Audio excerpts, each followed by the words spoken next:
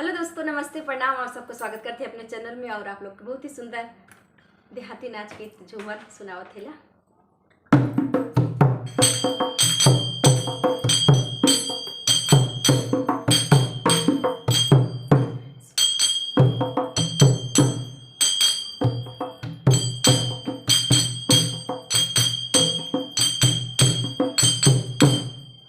हंस के कहे राधा प्यारी, मोहन गैया दुईदा हमारी। हंस के कहे राधा प्यारी, मोहन गैया दुईदा हमारी।